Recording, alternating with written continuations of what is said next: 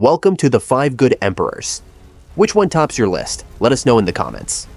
If you crave the real story behind the history, like, subscribe, and ring that bell so you never miss another episode from Speedy History. Have you ever pictured Rome teetering on collapse?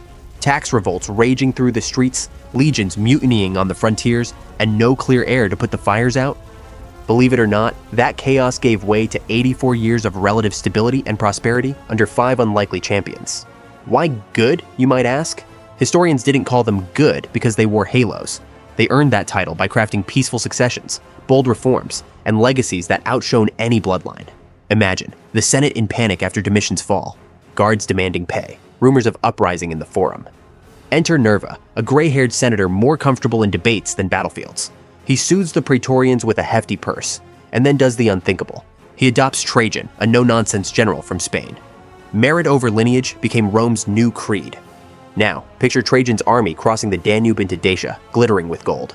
He seizes the treasure, briefly occupies Mesopotamia, and, rather than stash it in the imperial vault, pours it into the Alimenta program, feeding orphans and the poor across Italy. Stone rises in the heart of Rome. Trajan's Forum, Trajan's Column, a monument to an emperor who wielded both sword and scales of justice. Let's hit pause on expansion. Hadrian steps in and says, "Hold on, our borders are unmanageable." He orders fortress walls from Britain's green hills to Mesopotamia's sands.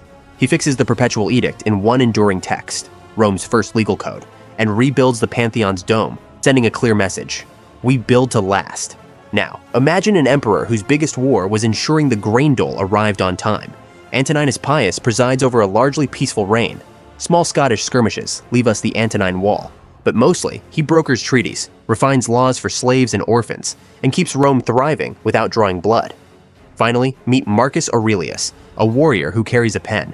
He shares power with Lucius Verus, then marches against Germanic tribes and tends to a plague that devastates the empire. Between campaigns, he retreats to pen meditations, reflections on duty, mortality, and virtue. He teaches us, even amid crisis, leadership is an exercise of mind and heart.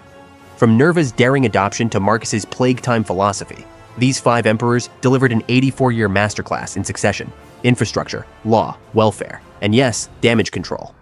Few other stretches of Roman history remain this steady for so long. Think they've earned the title? Let me know below and subscribe for more micro-histories of Rome. As always, keep exploring history and discovering the stories behind the stories. See you next time.